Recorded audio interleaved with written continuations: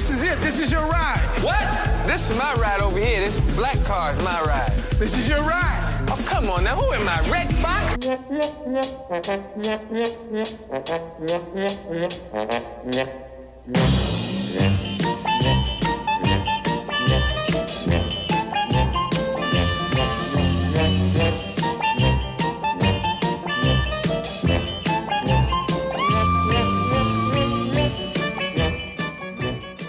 Hey everybody, welcome back to another episode of What the Hell Happened to Them? A title fight is brewing. That's right, this season, Eddie Murphy versus Jim Carrey. I am your host, Patrick Skeyhill, and joining me on the line is famed Toshihiko negotiator, Joe Vekeman. Hi.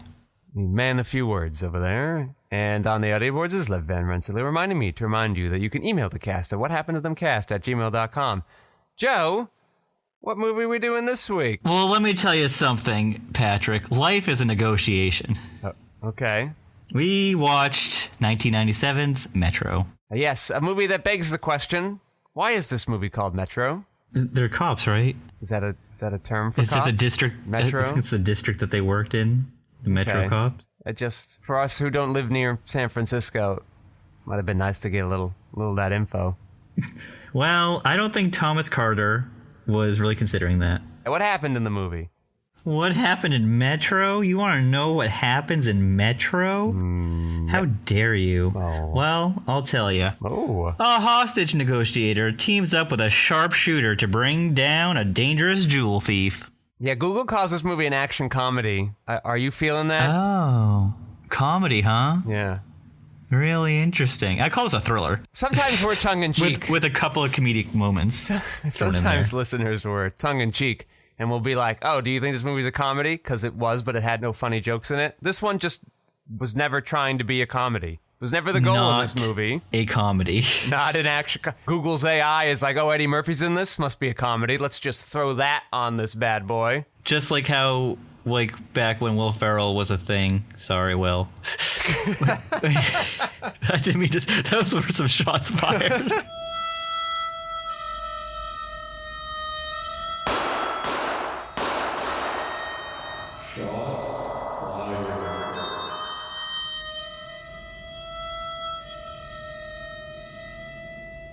There you go. Yeah, well, everybody was like, oh, this is a Will Ferrell movie, must be a comedy. And this is the same thing. Eddie Murphy must be a comedy. Yeah, they're like, oh no, we didn't know Blades of Glory was a really depressing World War II movie. I didn't see that one. Yeah, okay. It wasn't. It was about ice hockey. Oh no, figure skating, duel, I don't know. The Michelle Kwan sport. I forget what it is. Yeah, skating. Yeah, but it's got a name. Ice skating. Is it? I think it's got a fancier name. Figure skating. Figure skating. There we go. You had it. You said it. Did I? You did. Oh, good work, me. You know who was a great standout for me in this movie? Right from the top? Who? Donald Logue. We love a Donald Logue. He shows up and you're like, oh, you know what I'm getting? And I'll take it. Slap it on that sandwich. Here's what I have to say to that, Joe. Who was he in the movie? He was the first guy at the bank doing all the, I'm gonna shoot her in the head if you don't leave. Gotcha. Just really selling it, like that he's a scumbag. Is that the Terriers guy? Yeah, that is the Terriers guy. You know, I love a Donald Logue showing up. That's right. That's coming back to me from, I don't know, 10, 15 years ago. Yeah, Jesus. Long time ago. So yeah, we got Thomas Carter. Do you know what he directed? Nope. He directed Save the Last Dance. He directed a movie called Coach Carter. Any relation? I actually think so, but I'm not sure. I'll look into it. You know, the DP of this movie was Fred Murphy, and the EP was Ray Murphy Jr. Do you think they had any relations to one Edward Murphy? No. Maybe.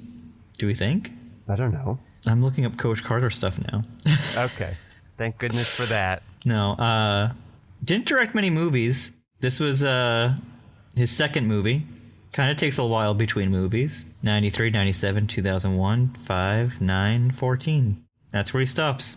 Okay. He hasn't made a movie in a decade. But he did work on some shows that you might have heard of, like MASH, Yep. Lou Grant, Hill Street Blues, Yep. St. Elsewhere, Miami Vice, Yep. Roots, Oh. He's been around. All dramas except for MASH that had its dramatic moments. Remember when they cut the laugh track out during the really sad parts? I mean, I wasn't there for it, but I have noticed that it happened. You weren't there for it? I wasn't alive then, but... Excuse me? How old are you? Well, do you know what MASH was on, Joe? MASH was on in my house every day. How about yours? All right. Yeah. I don't know. I'm in a weird mood. They don't have MASH on the old people channel. I found that odd. That's... No. I will not accept that. They got like the Donna Reed show, but no room for MASH. Which isn't my favorite of the old Donna sitcoms. Reed show. Yeah, wow. Like two different versions of My Three Sons, but no MASH. Couldn't squeeze that in. They got Full House on at like 3 a.m, but you couldn't find a spot for MASH. Full House is important to the youngins. They're not up at 3 a.m, I hope. Well, I don't know. I guess it's 6 a.m. on Eastern time, so maybe. Let me give you some facts about this thing. Sock it to me. Director Thomas Carter said that one of the biggest mistakes he made in his career was to make Metro as a rated R movie. He also blamed the rating for the lukewarm reception. About working with Eddie Murphy, Carmen Ejogo said, "He was utterly charming, but..." Oh. Did he tell me this? He gets told, "There's this script, it's a bit shitty. Are you interested?" "No, not really. Well, we're going to give you $30 million to do it." "Yeah, all right then." And that's where he's at. He's not doing it to be the next Poitier. It's... wow. It is what it is for him, and that's what he's like on set. He's just showing up and getting paid, whereas I was like, what's the motivation here? I was wondering, I'm like, is Eddie trying to reclaim his 80s glory? Is he... We know he was having trouble with comedies, and this might have been filmed during Nutty Professor's Post or during when that was shooting, so I was This is definitely 6 months after Nutty Professor. This is definitely in the middle of Nutty Professor shooting. So he doesn't know, like, if he does have a future of comedy, so maybe, like, he's, like, just trying to, like, try a different brand of comedy, try action again, see if something sticks. But just getting paid $30 million, not very long after Jim Carrey was the highest paid actor with $20 million, makes a lot of sense to me. In his podcast, Michael Rappaport was highly critical of the movie, declaring it to be whack. "It was really disappointing to me, the banter, the shit-talking that you hear me doing here. We were trying to do that, but the director was trying to do some other shit. He thought he was making 7. Murphy expressed his love for Metro during an interview in 2024. Whack. I have some problems with the movie. It being whack is not really one that came to mind. Can I have a confession? Yeah. I thought this was fine. It's pretty solid. Yeah. So, we have this movie that I've never heard of that we can't find streaming everywhere, and I'm like, oh my God, what the fuck thing am I getting here? But yes, it was a reasonable, thriller-ish kind of police thing. Eddie Murphy's bringing a nice charm to what could have been an otherwise stale, by-the-numbers film. Yeah. Right, that character could have been a lot more boring, but he's kind of having a little fun with it. Romance is paint by the numbers, but I liked it. They have good chemistry. Michael Rappaport of War at Home fame. If you remember that sitcom, Joe, that Fox sitcom. War at Home. War at Home. No. I liked him in that. He pops in The Simpsons every now and then. Yeah. I like him there, too. My main issue with the movie was, I don't know, it has an odd structure. I actually wanted more hostage negotiating. Oh, so you wanted him to just pop in and out of different negotiating Or like things. I would have, like it just was like you had one at the beginning that said he's a hostage negotiator. You had one with the main bad guy, but then there's still like an hour more of film left. And I go, well, it didn't matter that he was a hostage. We built up his hostage negotiating. He's teaching this other guy how to hostage negotiate. It seemed like that might have been a bigger thing. Eddie's trying to hostage negotiate with him at the big climax warehouse stuff, but they're not even really doing that. Well, it feels like one of our favorite actors the year later is taking some of your advice, and he just made The Negotiator. Kevin Spacey, your favorite actor. Okay, all right. You set up it being a negotiating thing. You were doing negotiating training sequences. You had this like mentor-mentee thing going on. Yes. I thought that was odd that never came up. It seemed like there was it's true. Some kind of like, why does Eddie need to train him? Like, is there some do they not like Eddie's performance? Is Eddie thinking about retiring? Like, that felt like it needed a little more justification instead of just like, well, we're going to need them to be friends because at the end we need to do some snipery things. Yeah, I think as soon as Michael Rappaport figures out the bottle trick, Yeah. everything's good. He knows everything he needs to know, Yeah. and they're best friends now. Yeah, He's like, oh, you figured it out. Good job. I wanted to see more of them together. I thought they had a good chemistry. Like, that could have been I neat. thought so too. Whack. Movies whack, says Michael Rappaport. I thought it was fine. It's pretty solid. B-. Yeah, it's like a C plus film, you know? Average. Yeah, well, we have different film. standards. A B film is like a grade above, you know? Average is C plus. That's your average movie. Well, do I have something for you right now? Yeah, what is it? Let's see here. Described as both Die Hard and cliffhanger in a desert sandstorm. Nope. The plot. What? Nope. Whatever. If we're talking about Metro still, none of those apply. Yeah, no, this is crazy. I don't know who came up with that. Is that an Ebert thing? No, this is a whole thing. So they're talking about.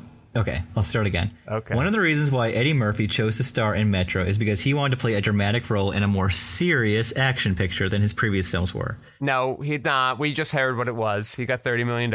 At the end. Even before he accepted the role in Metro around early 1995, he was originally going to star in a action thriller titled Sandblast. There we go. Oh, this is the Die Hard cliffhanger This is the thing? Die Hard's cliffhanger. Jesus. The script for the film was written by screenwriter Stephen Maeda in 1993. He sold it to Joel Silver, famous producer of many action hits, and Warner Brothers for $750,000. It's a good amount. And so Sandblast, described as Die Hard and cliffhanger, would have been very similar to the plot of John Woo's Broken Arrow that came out in 1996. It was to take place in the Iraq desert after the Gulf War, and Murphy would play the lead role of an ex-landmine expert and army specialist who has to help a group of U.S. commandos to stop a team of traitorous Green Berets from tracking down lost nuclear warheads, which are somewhere in the desert wasteland, and while dealing with a huge sandstorm at the same time. It's kind of got a little of The Rock in it, too. Yeah, which also came out in 96, 97. That could have been a cool movie. Do you think Best Defense, though, threw him off of making any more war pictures? Or just things in the desert. Even though he was just like added into it later, remember? Yeah. All right. Well, once Murphy quit the project due to scheduling conflicts and then went on to star in Metro, Wesley Snipes was hired to play the main role, and there were plans to hire Jean-Claude Van Damme to play the main villain. But since Snipes' latest films weren't a success and Van Damme didn't want to play the villain, Warner Brothers canceled the project in 1996, and it was never made. I would have liked that with Snipes and Van Damme. That would have been cool. That sounds fun. Yeah. Blade hadn't come out yet, I see. So this is just a go picture if Eddie Murphy's on it then. Yeah. What a weird movie that would have been for Eddie. Weird. Not that much weirder than this. It's a lot different than this, though. He's played cops before. He's never played a soldier that's like battling terrorists. Well, not battling terrorists, but battling poorly made tanks. Sure. Yeah. In a movie seen by 10 people. Yeah, but that was more of a comedy. This is definitely this is an action. Definitely was a comedy. Try to. Yeah. This was originally meant to star Harrison Ford. Okay, I buy that. The last R-rated movie that Eddie Murphy would star in for Disney during his contract. This was a Disney movie? This movie? I guess, was it? I don't remember this being a Disney movie. This is distributed by the Walt Disney Studios Motion Pictures. Oh, Buena Vista. Oh, okay. Well, that makes more sense. Touchstone. Yeah. Like felt like one big long chase scene after the negotiations with that second guy. With the main bad guy, I should say. Michael Wincott? Yeah, that sounds right. And we had the obligatory San Francisco car chase sequence where multiple cars are leaping over hilly road shots, and we're looking at it from underneath. Last scene in the Deadpool in the season. That's always fun. I like that. I got tired of that real quick. That was like a 20-minute sequence. How can you get tired of cars jumping over hills? Looks great. Sure, whatever. I mean, I did see like 4 of those shots in a row. I'm like, yep, I get it. They're going fast in San Francisco. Thank you. Eddie Murphy has this gambling addiction that never really seemed to matter. The movie cared about hostage negotiations, but it didn't care about the hostages that much. Like one got shot in the head and there was no follow-up or anyone checking in on them. And that woman was held captive during that big long car chase and the car flips over and we never figure out if she's okay at the end of that. the hostage negotiating seemed to be maybe like some early draft of the film, and they were like, no, we need more action, throw more action in there, and just got slowly stripped away. I don't know. I was on the ride. I liked it. I thought it was fine. I don't mind it. I'm just like, this is what kept me from. This is what kept it a C movie instead of like a B. Do you think you were really gonna movie. love Eddie Murphy's Metro movie? Like, did you really? I liked it you were more coming than into I it thought like, I this was. is gonna be a great movie. No, I went in thinking I was gonna get a You gotta crappy set movie. your standards a little lower, my friend. I thought I was gonna get the magazine movie or the. Yeah, exactly. I thought I was gonna get Cop 3 or even Cop 1. You know what I got? A little bit of Cop 2. Not bad. I didn't think I was getting any action at all. I thought I was getting some other dumb comedy thing. And I got sneaky action film thrown in here that was better. It wasn't unwatchable. I just was like, you could have been better, movie. These are the things you could have done to help yourself. You chose not to do it. I'm gonna say something a little controversial. Okay, what? I'm gonna say it. I enjoy when Eddie Murphy's not trying to be funny than when he's trying to be funny. Yeah. I'm not. Eddie Murphy is not one of the problems in this movie. It's really just scripting. I think he's, for a guy who's just phoning it in, he's pretty charming, has a lot of chemistry with everybody. Yeah, he's just movie being kind himself. of flies by for a 2-hour picture. No, it doesn't, because there's a big long ass fucking chase sequence. That doesn't bother me. It does. That's fine. It just like kept going and going, and I'm like, I stopped caring 15 minutes ago. Catch him or don't catch him. Moving on. Move on. Let's do it. We could have definitely cut out like 5 or 7 minutes when they like try to trick you towards the end in the third act when like his girlfriend isn't caught, and then 5 minutes later she is caught. I'm like, okay. Oh yeah, there's 7 fake outs in a row. There's like 3 with the mirror like opening in one scene. With the dog, they fake out the dog being killed. Yeah, the movie really knew how to. They're like, gotcha. I'm like, all right, fucking movie, just fucking shit or get off the pot, movie. I got places to be. You want a little bit of Roger? Yeah, all right. Roger, Roger, Roger. Roger, Roger, Roger, Roger. R-O-G-E-R. Roger Ebert gave this film a favorable review, just like us. He said, the big action scenes are cleverly staged. Uh-oh, you don't agree. No. And Eddie Murphy is back on his game again. Which game, Ebert? Which one? With a high-energy performance and crisp dialogue. Yeah, dialogue's fine. Yeah. Crisp is a little bold, but it's fine. Just it's weird that people thought of Eddie all this time later, that he was still one of the go-to. I guess, I don't know. Beverly Hills Cop 3 wasn't that long ago, right? Yeah, it's like 3 years ago. And what's he done then? Bad vampire movie, bad Washington, D.C. parody, bad fashion thing, and that's it? No, it just in between Cop 3 is just Vampire in Brooklyn and The Nutty Professor. Oh, okay, so only Vampire in Brooklyn's what came out. All right, well then this is not as far of a leap as I had initially thought. Because Vampire in Brooklyn, I think, was trying to be a comedy and wasn't. Wes Craven and Eddie Murphy were not on the same page. They were not reading the same book. At least here, everybody's like, all right, we're doing an action thing, right? All right, great. And then afterwards, they were like, I guess maybe we could have made it a little funnier. It was funny enough for me. I got a couple of laughs. Making it a PG-13 kind of buddy cop thing. I bet you get something interesting out of that. I like the cursing helped. Okay. It made it more, I don't know. In a cop setting, cops non-stop cursing. All right, but I don't know. They can go like, fudge you, man. Get the fudge out of here. What the fudge wrong with you? And now it's edited for TV, and I'm like a little annoyed. You fruiting idiot. What are you doing? I mean, have we talked about this? The greatest made-for-TV edit? I don't think so. So it's from The Big Lebowski. Yeah. And John Goodman is yelling. He's like, do you know what happens, Larry, when you fuck a stranger in the ass? And they edited it on TV too. Do you know what happens, Larry, when you find a stranger in the Alps? And it's so wonderful. You know it's what? So great. If you are going to go that route, really just have fun with it, Yeah. It's John Goodman definitely doing his own. And I'm like, good for him. Get that $10. John Goodman's like, I'm not doing this. Let me come up with my own. I'll show you how much I love this. It's actually funnier than saying you're going to fuck a stranger in the ass. Yeah. You're going to find a stranger in the Alps.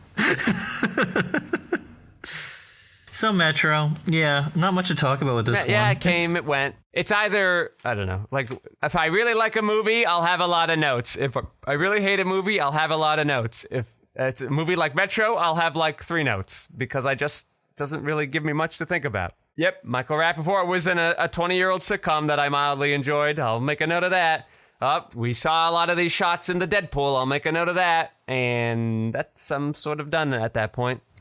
The end. Yeah, that's fine. Everything else is just like my off-the-cuff thoughts about wanting more negotiating for whatever weird reason I want that. You want more negotiating. I wanted more negotiating. Okay. Like, you just set up so much of that, and then it didn't matter. Yeah, there's a lot of setup stuff that... Then you just did, like, some generic thing afterwards. I don't know. I watched a Better Cop movie, like, right before this, called Ricochet. Ricochet. What happens in that movie? Well, Denzel Washington is... Man under fire.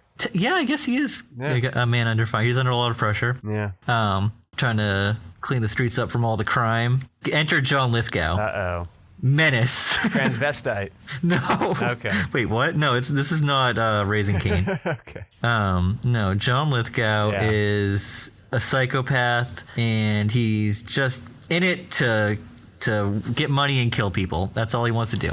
Yeah, you know, being a young man watching a lot of Throw Rock from the Sun, I was surprised as I got older how many times John Lithgow played an evil person before and after that show was on. But he got his due. He won the Emmy for Dexter in the season of that show that was good. The show is either the most overrated show or the most rated show. I don't know.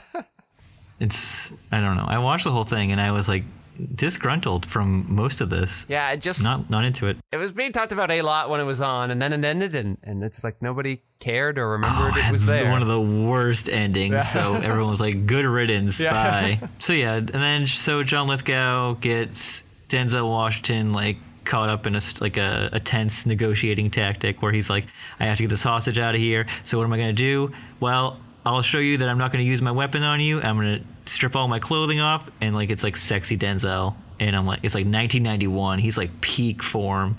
He looks great. He's in his Nick Nolte era. Yeah. You know what?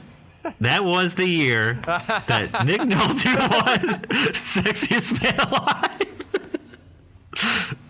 Great year, 1991. So, and then Denzel, he's not winning the negotiating thing, and John Lithgow's like, I'm gonna shoot her. You can't win this. And then Denzel does a little like side action, pulls another gun out of his jock strap, shoots John Lithgow in his leg, takes him out. I think he gives him like a bad eye, and then John Lithgow goes to jail for like 5-10 years, and Denzel climbs the ranks, and then when John Lithgow gets himself out of jail, he gets out of there, escapes through like the laundry. Oh, like in this movie. No, maybe I'm confusing movies. I watched them back to back.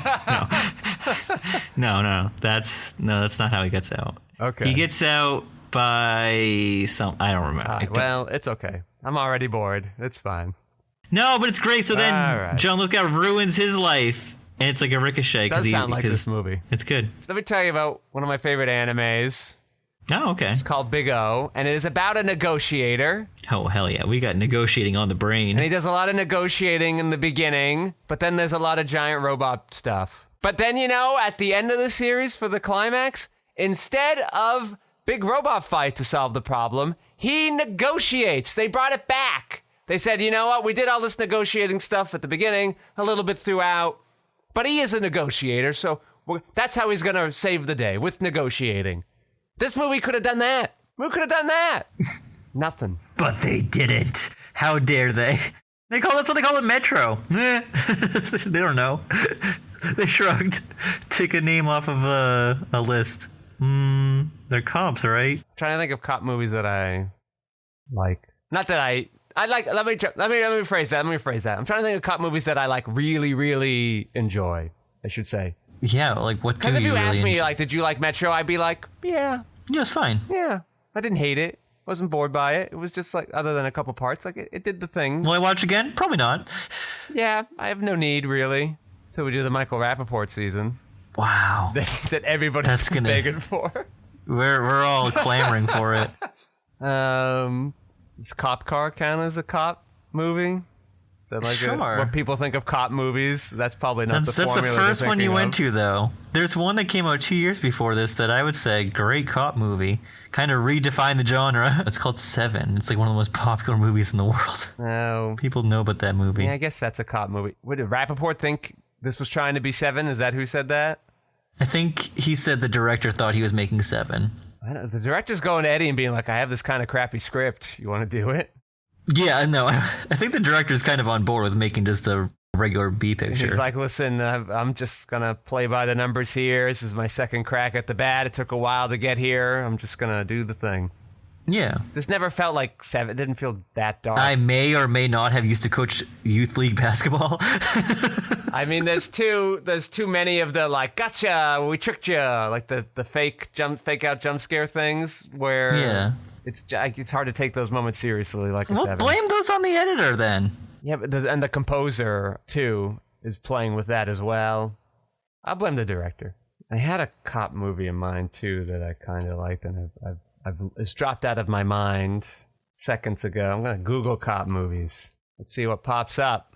Have you seen Memories of Murder? Yes, I did like that one. I guess Cure, kind of like a cop film. I like that one. I haven't seen that yet. It's in my watch catalog. Oh yes, the Dragnet movie. That was kind of funny. Wait, Dragnet? Like Tom Hanks? Yeah. Oh, Yeah, it's in Hanks I haven't seen. Oh, Rush Hour. Yeah, I like Rush Hour. Yeah, that was good. Oh, wow, look at you. Men in Black apparently counts as a cop film. I guess that movie's all right too. Yeah, I like that one. But yeah, Memories of Murder, Cure. I'd say really great, really good. Bulletproof cop movie. Bulletproof. You know Bulletproof. Why is that not sticking in my brain? Oh, yes. Our Bulletproof. Bulletproof. In my list, my Google-made list of, if you like Nutty Professor, you'll like Bulletproof. No way. Bad Boys. No, Bad Boys is good. The Naked Gun. If I like the Nutty Professor, yeah, I guess they're related. Metro makes the list. Look at that. Wow. Blue Streak. Paul Blart, Mall Cop. National Security. I just saw that, yep. The Beverly other Hills guys. Cop 3. Nope, that's not in my list. Big Mama's House. Starsky and Hutch. K9. K9. Turner and Hooch, though. Cop and a Half. Cop Out. Stop or My Mom Will Shoot. Yeah, I don't know what Google's trying to do to me there. Okay, well, we did come up with a couple cop movies. Notably, ones that weren't made in America. Surprise, surprise. Do you think Eddie's gonna keep playing cops, or do you think he's done? I think when the Nutty Professor takes off and like gives him a resurgence, I think he goes like all in on that direction. Okay. So unless there's another one coming out in 97, I think he's stepping away He's from done. that. I guess he's going to be Beverly Hills Cop 4. Yeah, that's way later. 30 years later. I don't think he's going to do a movie like this again anytime soon. I think he's now... We actually didn't talk the numbers on this movie. Like, what did it cost? What did it make? 50 million. Oh, yeah. So 30 million go to him. Wow. This looks great for 20 million. There's a lot of there's a lot of set pieces in the city. Yeah. Like location shooting. Yeah, it looks great. Yeah, but what's 20? I guess it's still, I was like, almost 20 million today, and I bet it's like 45 million. You want to know what 20 million is in 97? Yeah. I typed in million with an M instead of an N. Millions? How many millions is this movie? No, millions. Oh, millions. Well, that's like a vitamin you'd take in the morning. I got a Millium supplement. Put it in my water first thing in the morning. Take a drink. 20. It seems to be causing you a lot of trouble, Joe. It's just because now I'm using a little calculator thing, and it's just not easy to see things. Okay, I'm doing this. You had your chance. So it's about it would be about 40 million today. I was a little high, but okay. That's crazy. It's like doubled in value since 97. Well, you know, there's a couple wars thrown in there. Sure. Some stock market crashes, some government bailouts. A pandemic. Oh, yeah, that was another problem. Mm-hmm. But a busy 30 years. It's busy 30 years. It hasn't been. It's almost 30 years. Okay, 28 years. You happy? You happy, Joe? Is it really 28 years. Gross. Oh, my flesh is rotting. All right, what else to say about Metro? Nothing. This movie's fine. Watch it. the movie came, the movie went, 2 cars burst into flames within 10 minutes, and I wasn't sure why either of them happened. Long story short, action film. This is the first time I've seen Carmen Ejogo in anything pre It Comes at Night. Am I just not watching the right movies or what? I have no idea what you're talking about. Okay, Carmen Ejogo, she plays the his girlfriend in it. The last time I saw her was It Comes at Night. The Trey Edward Schultz what is that? Like an isolation thriller? Yes. Thriller is what would you call generous. that? I don't know. And it's not a horror movie. There's nothing scary about that movie. I don't know. Yeah, I guess you missed her in the HBO's famed The Penguin. Yeah, I'm seeing that. The Purge Anarchy. Didn't see that. Something Called Your Honor. Didn't see that. Something Called Sparkle. Didn't see that. I watched that later. Born to be Blue. Didn't watch that. Like some Danny DeVito thing. What's the worst that could happen? What's the worst that could happen? Yeah. Oh, that was 2001. She just hasn't worked that much in movies. 36 movies. Looks like she hasn't aged at all. Good work. Yeah. No, she looks great. She was married 1 year to a guy named Tricky. Okay. That seems like a person you wouldn't stay married too long, so. Tricky. And then Jeffrey Wright for a while. Oh. And now not anymore, I guess. Oh. But they got a good 14 years out of it. She was like 21 when she did Metro. Very young. The British helped age her up, I guess. So Eddie was like in his mid-30s at this point? Something creepy. Uh-huh. Hey, you want to do this movie with me? It's a piece of shit, but they'll pay you not as much as they'll pay me. Yeah, you'll probably get like I was gonna say a quarter. That's not true. You get the half deal. You get the half deal. Yeah, $50,000. Come on down. You're 21. You're hungry for work. The half deal. There's so many layers. Yeah. I love it. All right. Well, I had to thank Lev Van Rensselaer for minding those audio boards, keeping us down so slippery smooth. Thank I had you, to Lev. thank my co-host Joe Vekeman. Oh, thank you. I'm glad he got some mild enjoyment out of this film. It was fine. I liked it. Yeah, it's fine. And I am your... This movie was so aggressively meh. It's kind of impressive how hard it went meh. I wouldn't even say meh. I would say it was fine. I guess for me, meh is fine, right? Like it's like down. Meh like is C. Middle of the road. Yeah, meh. You did it. You like it? Meh. Yeah. I am your host, Patrick Scale. You can find my features, documentary, short films, video essays, animations, behind-the-scenes footage, and so much more at QuixoticUnited.com and social media, presumably with a similar sounding name. Thank you all for listening. Joe, say goodnight. Good night.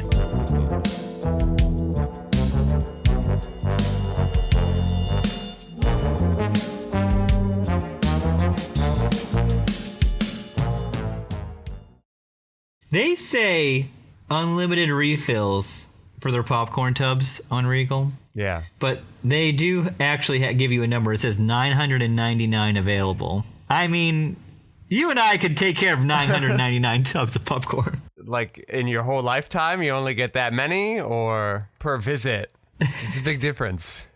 Do you think you could crash through 999 tubs of popcorn in one visit? I wouldn't be proud of it, but maybe. No, in my younger halcyon days, I used to do one, then in the middle of the movie leave to get the refill, and then get one for home, the trip home. Bold of you to say, fuck this artist. I don't care. I don't care what you have to put to show me. I'm going to get more popcorn. Well, that was part of the issue. But like, I would try to go with people that cared a little less and get them to do it for me, get them to do my dirty work. Oh, that's very nice. Yeah. But I would try to get there early to do all the Maria Menounos and the previews, finish the first tub of popcorn then. That's insane. And That's then, a lot of popcorn. And then refill it then. So I didn't have to do that. It is a good 35 minutes of previews. So sometimes that would work. Sometimes I'd bring like a little bucket, a little tote thingy to put the popcorn in, get the refill. You madman. That's why we love you. AMC now, they'll give you a box and they'll be like, do you want your free refill now? What? Yeah. So wild. Now that I'm dieting though, I pretty much Wait, just dying? What? Dieting. Oh, Jesus Christ. It's like that old Simpsons joke where Homer thinks he's paranoid and he's running out in the woods and he sees a big sign that says die and he goes, ah, but then a tree branch moves and it says diet and he goes, ah! It's worse. It's worse. So I only have the one for the movie and I'm trying not to get the refill when I go home. Like last week when I went to the movie 4 times, I tried hard not to get the refill at any of the places. I'm like, you're just going to have more tomorrow, Patrick. Or on the last day it was, you've just had 3 of these all week. You're okay. But it's tough. At the Frida where the popcorn is free now with my membership, it's a little easier because I'm like, I guess I am getting my value already out of this, right? I got the popcorn for free. I don't need the refill to reduce the amount I paid for the first round of popcorn. Oh, look at you. It's a little tougher at the AMC, but when I go to the AMC, because I like that popcorn less, I try to get no popcorn. Yeah, AMC popcorn. Not a fan. I went to Red 1, and I'm like, all right, give me the popcorn. I need that to get through. Yeah. To get through. To muddle through somehow. This is clearly a popcorn film. Give me the thing. When I go see Gladiator 2, I'm not sure I'm going to popcorn or not. I guess it will depend on how long the movie is. 2 hours, 28 minutes, plus 25 minutes of previews. 3 hours. All right, I'm getting the popcorn for that then. So you're seeing that when? I'm seeing it Saturday. I guess... That's my first time I can see it. I guess sometime before I leave on Wednesday, so... Damn. Friday, Monday, or Tuesday, or Wednesday. So what prioritizes Gladiator 2? You know it's not accurate, right? I know, but then, like, next week... a lot of it. Next week when we record, I can be like, actually, this is what happened in ancient Rome. Oh, okay. Flavin. Yeah. The Nutty Professor. Yeah.